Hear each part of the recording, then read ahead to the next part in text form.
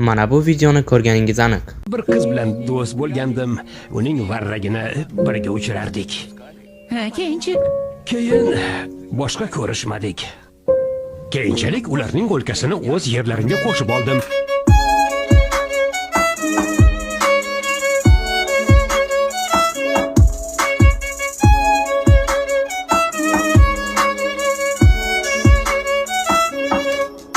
Ha, men ham bu videoni ko'rib knyaz boshqacha inson bo'lgan ekanda deb o'ylanib qoldim.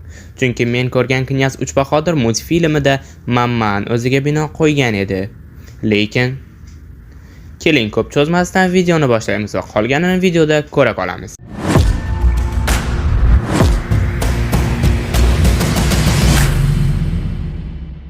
Do'stlar, aslida bu shohning ismi Knyaz Vladimir ekan va tarixda ham shunday shoh yashab o'tgan ekan. Shunga ko'ra bu videoni tarixdan ma'lumotlar, shaxsiy multfilmidan ma'lumotlar va ChatGPT bergan ma'lumotlarga asoslanib yaratdim. Shuncha qilgan mehnatimga like va obuna tugmalarini bosib qo'yib meni xursand qilasiz degan umiddaman. Like bosgan bo'lsangiz men boshladim. Tarixdan ma'lumotlar. U Novgorod va Kiyevning knyazi deb berilgan. U 12-asrda yashab o'tgan ekan.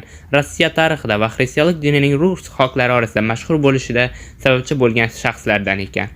Va o'zi ham birinchilardan bo'lib buddavistlik dinidan voz kechib xristian dinini qabul qilgan ekan. Qisqacha ma'lumotlar shu. Agar tarixdan ko'proq ma'lumot kerak bo'lsa, Googledan Knyaz Vladimir I deb qidirib topishingiz mumkin.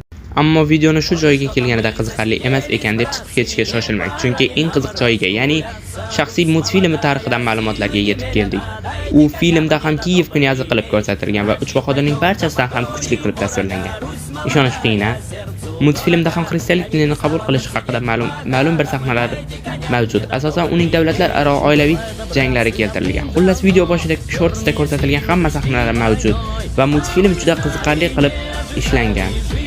Agar multfilmni ko'rmoqchi bo'lsangiz, Telegram kanalimizdan topishingiz mumkin. Kanal silkasini esa video ostida qoldiraman. O'tib obuna bo'ling.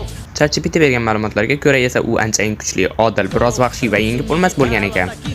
Yana uni rus ertaklarida Qizil quyosh nomi bilan atashgan ekan. Yana bir ma'lumot, uni Knyaz Vladimir multfilmi 2006-yilda ishlab chiqarilgan ekan.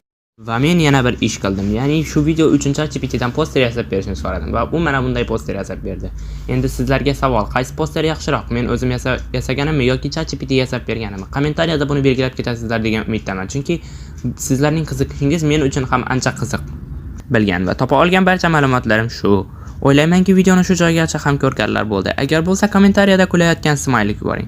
Mehnatimiz zoya ketmasin desangiz obuna bo'ling va kelasi videolar uchun g'oyalar yozib qolding. O'ylaymanki videomiz sizga manzur keldi. Xayr, salomat bo'ling.